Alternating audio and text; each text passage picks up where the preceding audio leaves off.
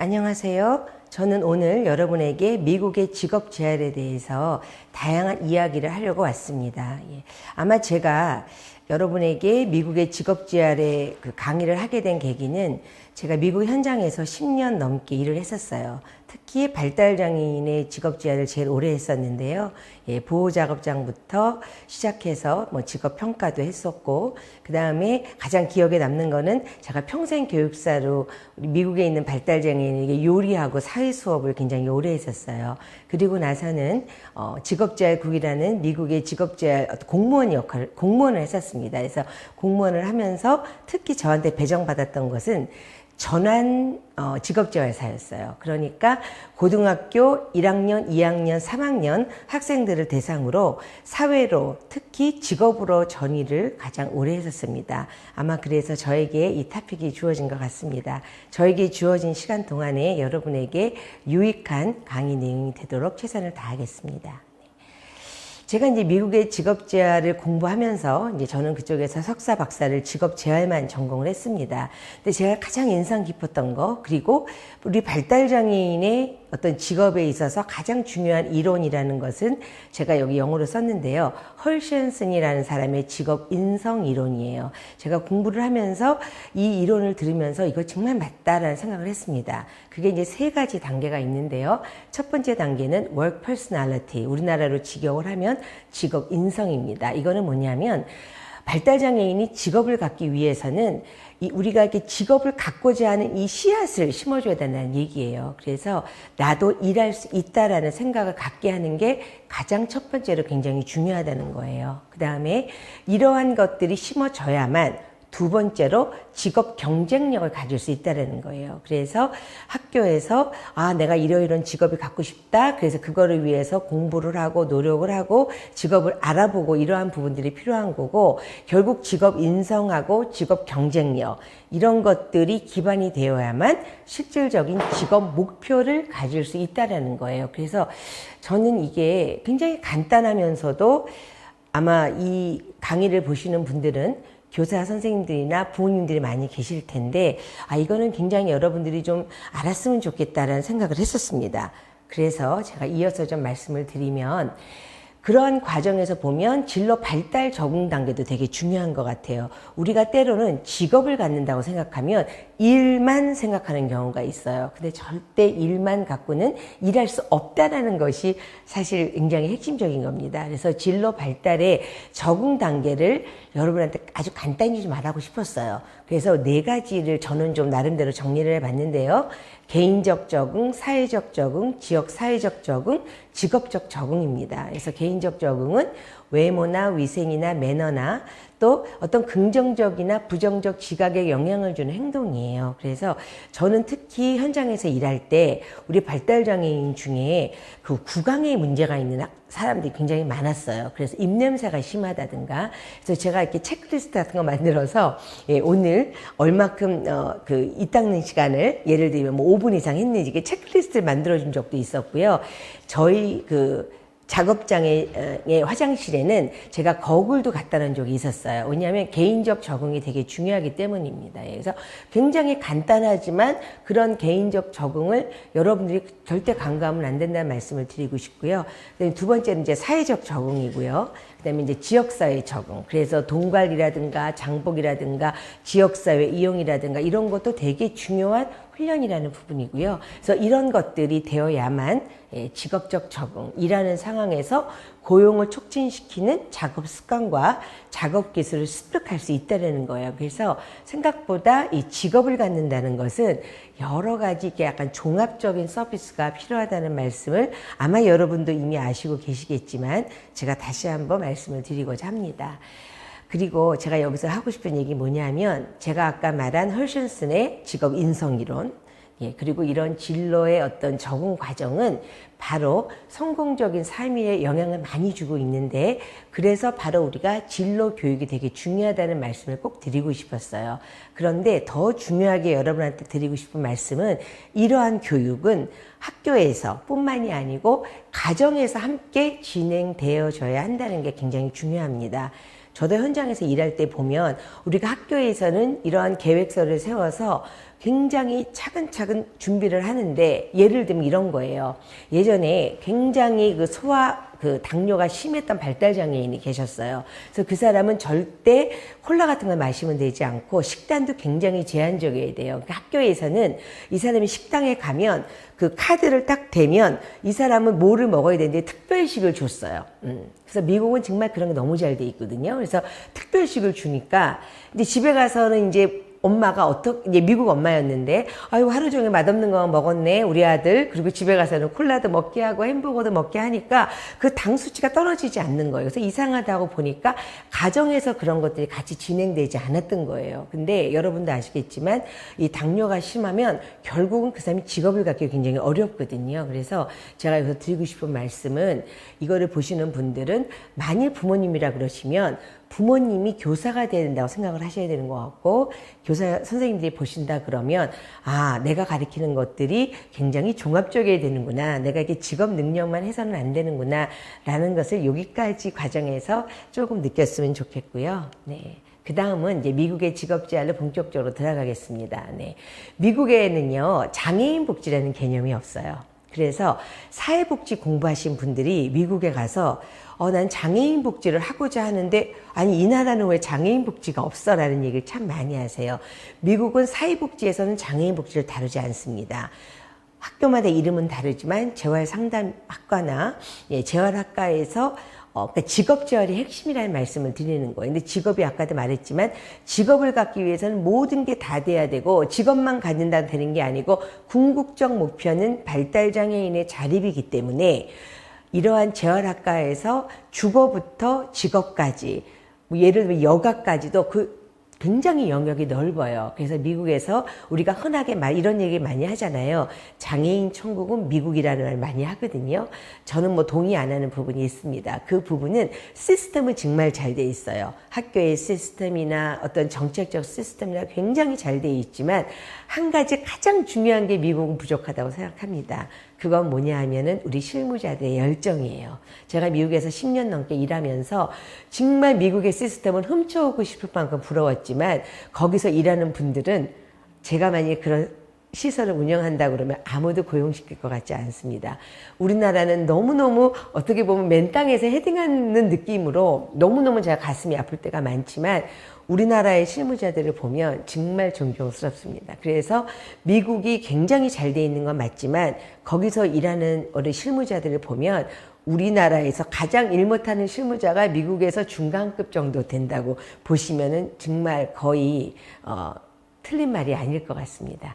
네, 다시 한번 미국에서의 장애인 복지 핵심은 직업재활이고, 그럼 왜 미국은 그럴까라고, 이게 제 나름대로 해석입니다. 그거는 미국은 어떤 나라예요? 자본주의가 아마 전 세계에서 가장 핵심이 돈을 가장 중요하게 생각하는 나라가 미국이라고 생각을 하거든요. 그래서 미국은 그러한 맥락에서 장애인들도 수혜자가 아닌 당당히 일해서 국가에 세금을 낼 수 있는 생산적 시민을 만드는 게 굉장히 중요한 철학인 거예요.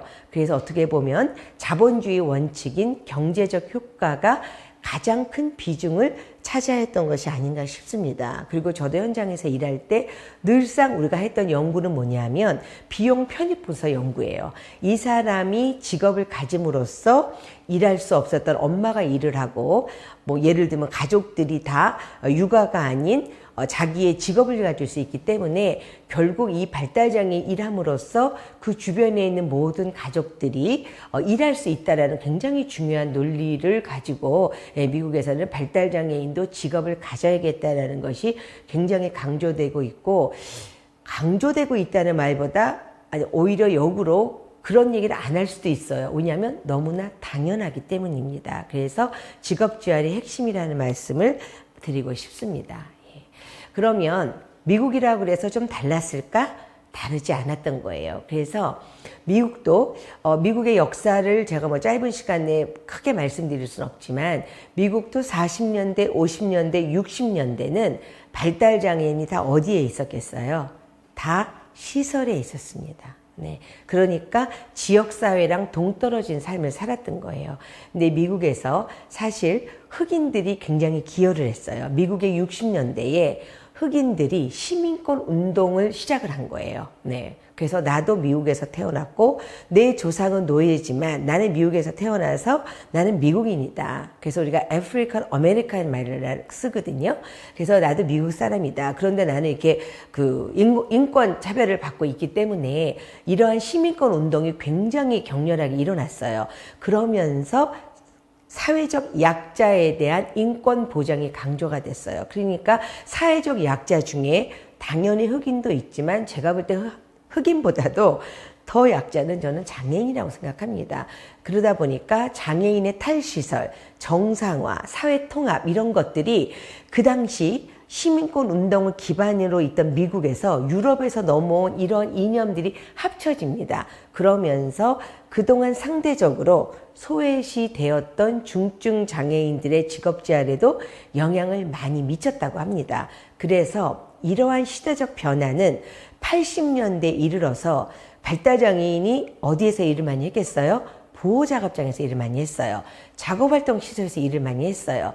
그런데 그 당시 아마 그때는 굉장히 능력 있는 우리 실무자들이 많았나 봐요. 일부 보호작업장에서 왜 발달장애인은 보호작업장에만 있어야 돼? 하고 실험적으로 예산을 받아서 지역에 있는 맥도날드나 뭐 우리나라 따지면 이마트 같은 데나 이런 식당 이런 데 취업을 시켰던 거예요. 근데 혼자서 일하기 어려우니까 직무지도원이라는 한마디로 지원을 해주는 그런 고용을 프로그램식으로 운영을 했던 거예요. 80년대. 그런데 그것이 너무너무 효과가 좋았던 거예요. 그래서 기존의 시설에 대한 비효율성, 그 다음에 분리고용이라는 그러한 비판 때문에 일반 고용이 강조되면서 발달장애인 같은 경우는 지원 고용이 되게 부각되기 시작한 거예요. 80년대에. 그래서 일반 고용이 강조되면서 중증 장애인들의 직업생활을 지지할 수 있는 지원 고용이 당시 새롭게 부각이 되었고 프로그램식으로 했던 시범 사업이었는데 그때부터는 정책적으로 법안이 만들어지면서 지금까지도 지원 고용을 지지하고 있습니다. 네. 제가 미국의 직업재활 체계로 넘어가기에 앞서서 우리나라 보호고용에 대해서 제가 짧게 말씀을 드리고 싶습니다. 제가 미국 얘기를 하면서 항상 고민이 뭐냐면 미국은 남의 나라잖아요. 우리나라의 환경을 본다 그러면 저는 개인적으로 보호작업장이나 작업활동시설에 대해서는 부정적인 생각이 전혀 없습니다. 왜냐하면 아직까지 우리나라 사회는 미국같이 준비가 되어 있지 않고 미국하고 이념도 다르기 때문에 제가 여러분에게 미국의 직업재활을 소개하지만 그래도 우리나라의 보호작업장은 정말 세계적으로 홍보해도 될 것 같아요. 제가 가끔 미국에 가서 우리나라 보호작업장 얘기를 합니다. 물론 편차는 심해요. 이 월급의 편차는 심하지만 그래도 미국 돈으로 1,000불을 넘게 버는 보호작업장이 있다. 바리스타를 하고 빵을 만들고 또 여러 가지 그런 일을 한다 그러면 미국의 보호작업장 원장님들이나 미국에서 직업재활 하시는 분이 너 우리나라에 미국에 뭐하러 왔니?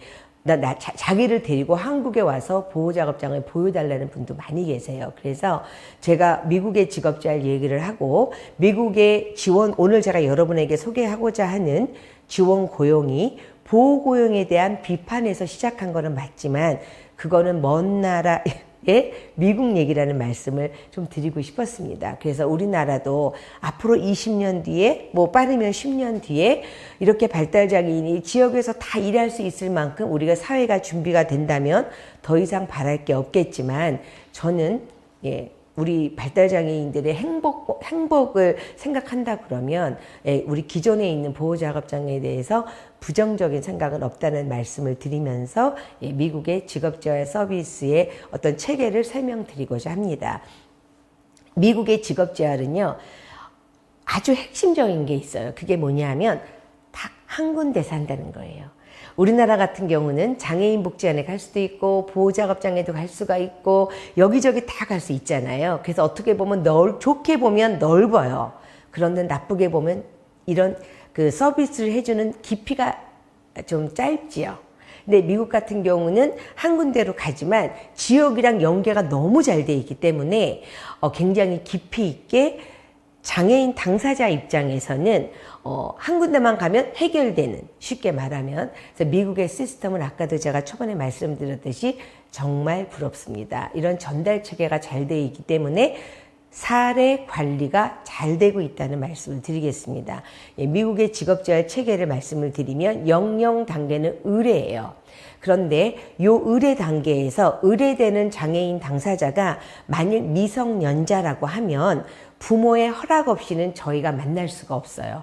그래서 미성년자 같은 경우는 내가 당신의 아드님 또는 따님을 만날 계획인데 승인하는 그 서명을 받습니다. 그래서 의뢰 단계에서 미성년자는 그러한 부모의 허락을 받고 이제 허락이 되면 그 다음에 단계가 이제 2단계라고 해서 지원서 작성, 어떻게 보면 우리나라식으로 말하면 초기 면접 단계예요. 근데 요때부터 이제 미국은 종결이 굉장히 잘 돼 있어요. 그래서 08은 뭐냐면 이거는 지원 단계에서 종결된 거. 네. 근데 이제 다행스럽게 이 단계를 넘어가면 10단계라 그래서 이제 그 중간에는 물론 저희가 평가라는 건 있습니다. 네. 하지만 이 10단계는 어떤 단계냐면 이 사람이 서비스 대상자고 우리가 이 IPEA가 어떤 약자냐면 개별적인 고용 계획서의 약자예요. 그래서 이거를 통해서 이제 우리가 12단계인 작성하는 단계가 12단계예요. 근데 이 단계에서 여러분한테 말씀드리고 싶은 게 뭐냐면 이게 I가 미국의 인디비주얼라이즈, 한국말로 하면 개별적인 계획서잖아요. 그러다 보니까 다 개인에 맞는 계획서를 쓴다는 거예요. 그럼 여러분 생각에 한 군데만 가라 그랬고 개별적인 서비스를 한다? 어떻게 하냐? 그걸 제가 말씀드리고자 하는 게 뭐냐면 미국의 이 직업재활국은 우리 같은 전문가와 예산만 갖고 있어요. 그러면 이렇게 계획서를 직업재활국에서 쓴다 그러면 지역사회에 있는 여러 직업재활 기관으로 의뢰가 되는 거예요. 그러니까 이 사람에게 맞는 서비스를 외부에 연결해서 그 연결한 부분을 우리가 계획서에 쓰는 겁니다. 네. 그래서 이것도 이제 이 얘기만 하자도 굉장히 1시간 넘게 계획을 할 수가 있는데 미국의 예산 구조를 제가 딱 3분 안에 말씀을 드리면 미국은 사례관리 시스템이 너무 중요하기 때문에 왜? 개별적인 서비스 욕구를 만족시켜야 되기 때문에 이런 민간에게는 예산을 주질 않아요. 민간은 어떻게 예산을 받냐면 직업재활국의 예산을 주면 그 예산을 기반으로 우리가 뭐라고 그러죠? fee for service라 그래요. 이 개별적인 계획서에 나와 있어서 예를 들면 우리나라의 모 복지관에서 직업적응 훈련을 하면 좋겠다 그러면 그 복지관이 이 개별 계획서에 들어가는 거예요.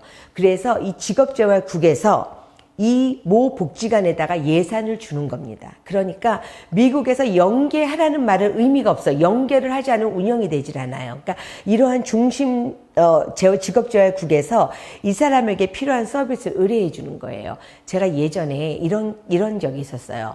발달장애인인데 경계급 발달장애인이었어요. 차를 고치는 걸 되게 좋아해요. 특히 차 도색을 굉장히 재주가 있었습니다. 그래서 그 사람을 우리가 정비 공장으로 직업 훈련을 보내는 게 직업재활 계획서의 중요한 내용이었어요. 근데 그 사람이 원하는 그 정비학교는 그 사람 집 근처에 있었어요. 근데 그 정비 공장 훈련은 저희가 계약을 맺은, 그러니까 다시 말해서 정부하고 계약을 맺은 기관이 아니었어요. 그래도 소비자가 너무 중요하기 때문에 저희 그 행정부에서 그 장애인이 원하는 그 훈련 기관에 가서 여기가 충분히 훈련을 적절하게 할 수 있는지를 검증한 다음에 괜찮다고 검증이 되면 우리는 직업재활 계획서에 그 새로운 정비 훈련 그 기간을 우리가 쓸 수가 있는 거예요. 그만큼 이용자가 원하는 서비스를 해주려고 최선을 다하는 거예요. 그냥 뭐 예시를 제가 하나 드렸는데요. 그래서 요 12단계는 이제 직업재활 계획서를 쓰는 단계고요.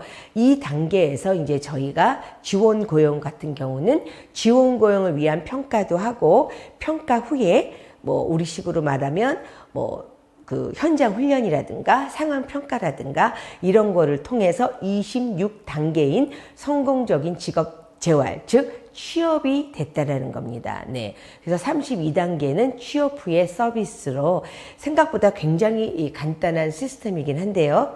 이게 미국에는 전역이 똑같습니다.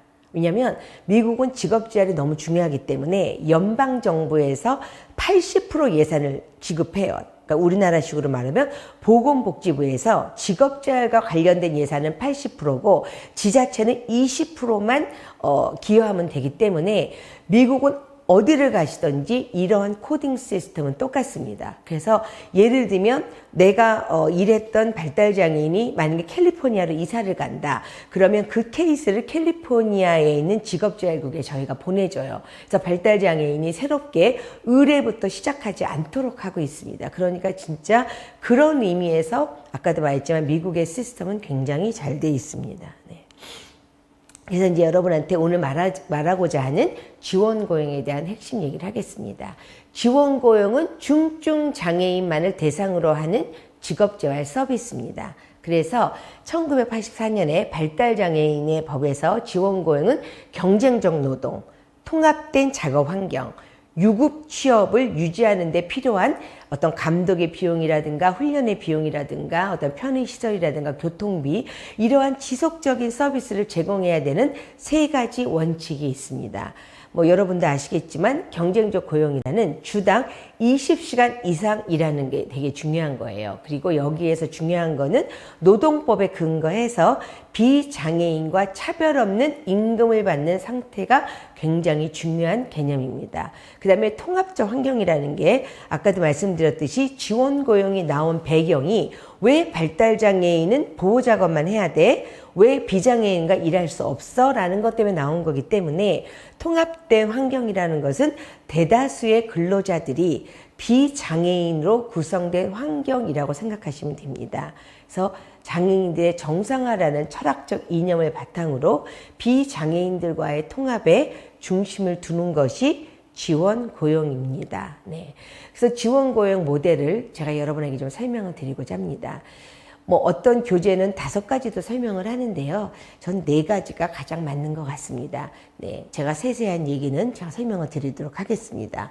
개별 모델은요, 직무 지도원과 발달장애인이 1대1로 일하는 것이 개별 모델입니다. 네. 그래서 개별 모델은 이제 발달장애인과 그 직무지도는 1대1인데 제가 예전에 지원고용을 했을 때는 우리 직무지도원을 어떻게 제가 훈련을 시켰냐면요. 예를 들면 맥도날드에서 일을 하기로 했다. 그러면 직무지도원한테 먼저 맥도날드에 가서 네가 이 발달장애인이 일해야 되는 업무를 배워오라 그래요.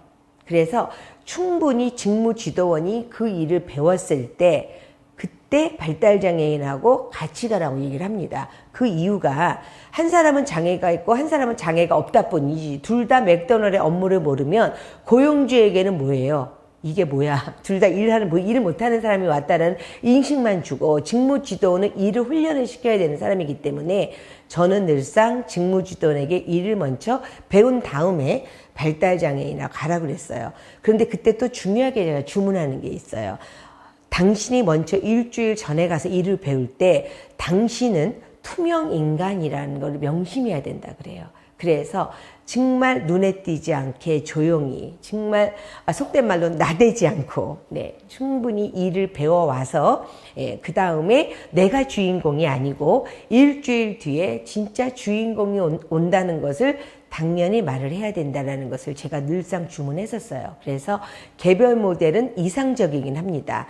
이상적이지만 가장 비싼 모델입니다. 제가 20년 전이죠. 일을 했을 때 지원고용에게 투자됐던 돈이 그 당시로 10,000불. 그러니까 지금으로 뭐 환산한다고 그러면 우리나라 돈으로 한 1,200만 원 정도 한 사람에게 들어가는 돈이기 때문에 가장 이상적이긴 하지만 가장 비싼 모델입니다. 소집단 모델과 이동 작업대 모델은 굉장히 유사해요. 이거는 1대8, 8명은 넘지 못해요.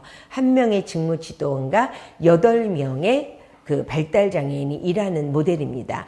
소집단 모델은 여러분한테 예를 들면 제가 그때 참 많이 했었는데 예를 들면 크리스마스 때나 굉장히 바쁠 때 요즘같이 뭐 우리나라도 택배를 많이 하니까 이렇게 택배업이 바쁠 때 이런 택배 회사의 한 섹션에 우리가 소집단으로 일하는 거예요. 네. 그래서 소집단으로 직무지도원이 한 분이 요 8명을 모시고 그 기간에서 그러니까 예를 들면 CJ 뭐 홈쇼핑이다. 그러면 CJ 홈쇼핑 안에 소집단으로 일하는 모델이에요. 네. 참 많이 시켰었어요. 그 다음에 이동 작업 때도 1대 8이긴 한데 말 그자체로 이동 작업 때는 이동하는 거예요. 그래서 미국에서 제가 제일 많이 이동 작업 때를 했던 거는 잔디 깎아주는 업무입니다. 미국의 남자들이요. 가장 고민이 뭐냐면요.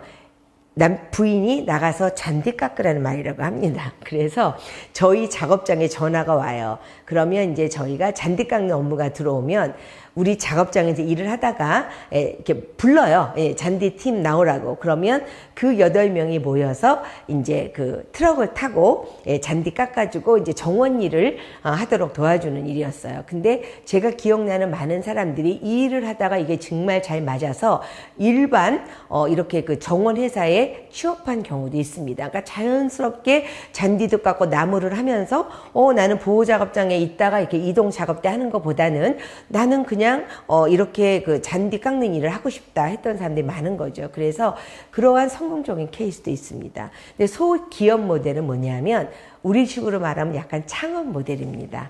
제가 아주 성공적으로 해서 신문에 났던 적도 있는데요. 그게 뭐냐면 발달장애인 3분과 그 발달장애인 부모 3분하고 요즘 우리나라도 드라이브인 그런 맥도날드 같은 것도 생겼잖아요. 그러니까 이렇게 미국엔 다 맞벌이가 많으니까 그 고속도로 옆에 그날 이렇게 음식을 만들어서 파는 그런 뭐라 그럴까요? 기업은 기업이죠. 뭐라 그러죠?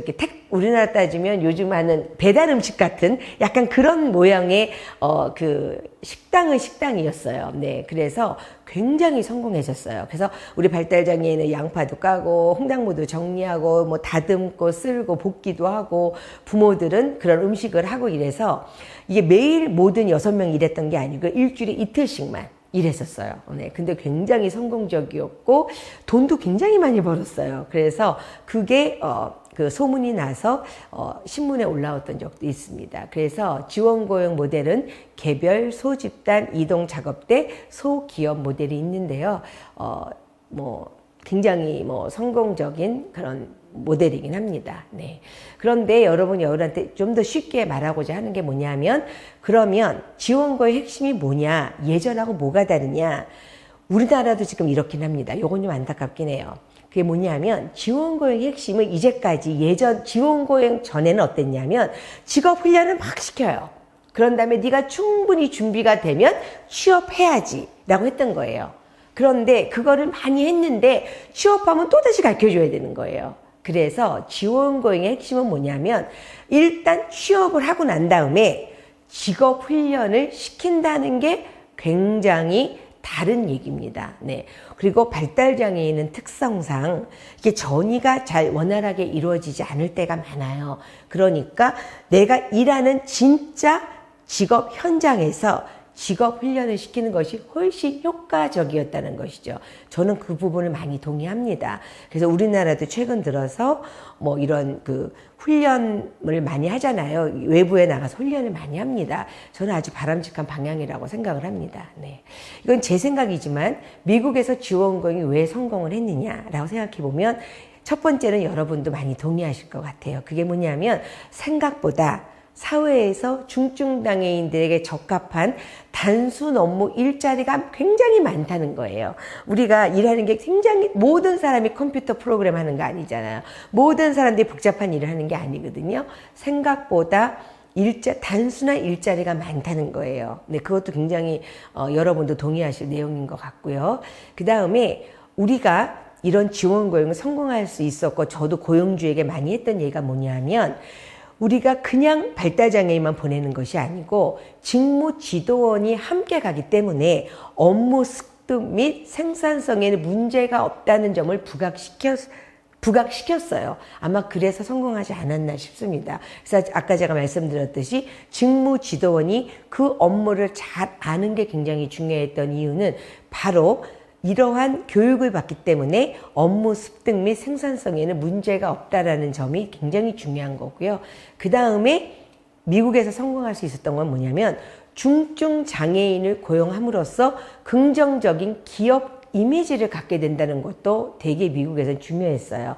제가 지금 생각해도 약간 속상하긴 하지만 미국의 이마트 같은 월마트라고 되게 큰 데가 있어요. 근데 거기 가면은 이렇게 나눠줘요. 오늘 뭐 세일하는 거나 이렇게 전단지를 나눠주는데 그 월마트는 항상 다운 증후증을 갖고 있는 발달장애인만 취업을 시켰어요. 제가 그 이유를 너무 잘 알기 때문에 속상했지만 거기에 취업되는 우리 다운증후증 가진 분들이 업무도 되게 단순하고 너무 여러 사람을 만나는 게 너무 즐거워했기 때문에 제가 반쪽 눈은 감아줬었습니다. 왜 기업이 다운증후증을 가진 발달장애인을 원했겠어요? 너무너무 자기네는 그러니까 중증 장애인을 고용시킨다는 그 기업 이미지를 최대하려고 그러면 우리 다운증후증 있는 사람들은 그냥 모습으로 알 수 있기 때문에 굉장히 얄미웠지만 그래도 행복하게 일하는 다운증후증 발달장애인을 보면서 마음속으로는 가슴이 아팠지만 그랬던 경험이 생각이 납니다. 여기서 중요한 거는 여러분도 나중에 혹시나 우리 발달장애인을 취업시킬 때는 좋은 기업 이미지라는 것이 되게 중요한 거죠. 왜냐하면 그거는 기업이 돈으로 살 수 없는 거거든요. 그래서 그런 부분을 저도 취업시킬 때 좋은 기업이라는 이미지를 저희가 어떤 마케팅 전략으로 많이 활용했었습니다. 네. 그러면 이제 여러분에게 좀 마무리하면서 우리나라와는 그럼 어떤 차이점이 있느냐, 제 안타까운 마음을 좀 말씀드리고자 합니다. 우리나라도 지원 고용에 대한 너무너무 매력 있는 거기 때문에 90년대 초반에 도입은 했었습니다. 근데 90년 초반이니까 지금 벌써 얼마나 오래됐어요. 굉장히 오래됐습니다. 역사는. 당시 중증장애인 고용에 대한 인식이 낮고 우리나라의 직업재활 정착이나 제도적 지지가 약한 우리나라에서는 지원 고용을 실시하는 데 있어서 많은 시행착오가 있었고 지금도 조금 좀 변화되지 않았나라는 안타까움이 있습니다. 그래서 제가 하고 싶은 얘기는 우리나라 현장의 실정에 맞게 도입되지 못한 게 아쉽습니다. 즉 한국화 시키지 못했다는 거예요. 그래서 미국의 어떤 지원 고용의 철학과 개념은 받아들였으나 미국에서 왜 그것이 성공했는지 그거를 뒷받침해주는 정책과 특히 예산, 아까 제가 말씀드렸잖아요. 10,000불이 넘는 그 사업에 대한 부분은 초기에 지원 고용을 도입했던 전문가들은 거기까지는 고민하지 않았던 것 같습니다. 너무너무 아름다운 철학과 개념이 있기 때문에 그런 부분을 그냥 받아들였던 것 같아요. 그래서 우리나라 같은 경우는 전달체계나 지역사회 내 기관들과의 연계가 원활하지 않아서 사실 우리나라에서 처음에 지원금을 갖고 와서 좀 흐지부지 됐다가 최근 들어서 한국장애인개발원에서 뭐 퍼스트잡이나 이런 것들을 시작하면서 약간 부활되는 것 같아서 기쁩니다. 다만 요것도 약간 우리나라의 직무지도원 제도를 보면 조금 아직까지도 직무지도원의 어떤 역할과 기능에 대해서는 조금 안타까움이 있고 좀 고민해야 될 것 같아요. 네, 그래서 직무지도원이 직무만 가르쳐주는 게 아니고요. 그 외에 여러 가지를 종합적으로 해야 되고 직무에 대한 부분들도 직무지도원이 준비가 안 되는 경우가 굉장히 많더라고요. 그래서 이건 장애가 중요한 게 아니고요. 직업재활의 핵심은 일을 할 수 있느냐 없느냐가 중요하다는 거. 그래서 직무지도원이라 그래서 그 사람이 일을 할 수 없으면 정말 쓸데없는 업무가 되는 겁니다. 네.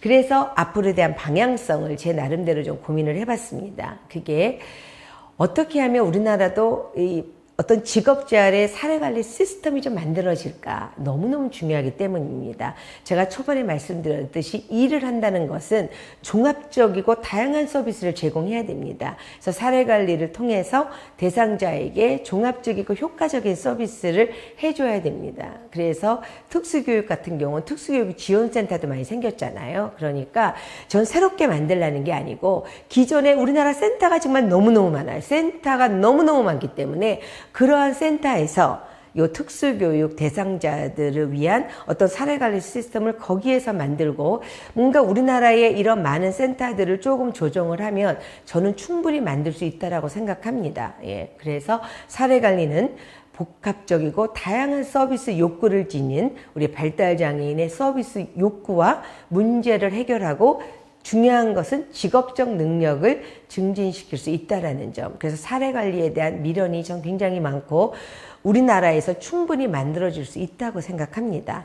예. 근데 기본적으로 이렇게 사례관리가 만들어진다 그러면 중요한 거는 발달장애인 욕구가 다양하다는 거예요. 그래서 우리나라는 지금도 보면 제가 우리나라 복지관을 비판하는 건 아니지만 복지관의 프로그램이 행정 중심적으로 만들어졌는지 진짜 그것을 이용하는 발달장애인 중심으로 만들어졌는지 발달장애인 중심으로 만들어지는 복지관들이 많아지는 것도 알지만 욕구조사 같은 거를 통해서 정말 발달장애인이 필요한 서비스를 해주는지 그런 반성의 시간도 좀 필요하다고 생각이 됩니다. 왜냐하면 발달장애인 서비스 욕구는 다양하기 때문에 지역사회 자원을 활용해야 되고 연계성이 되게 중요합니다. 한 기관에서만 다 만족시킬 수가 없기 때문에 위에서 말한 사례관리 시스템을 통해서 다양한 서비스를 활용하고 연계할 수 있게 해야 된다는 얘기를 하는 거고요.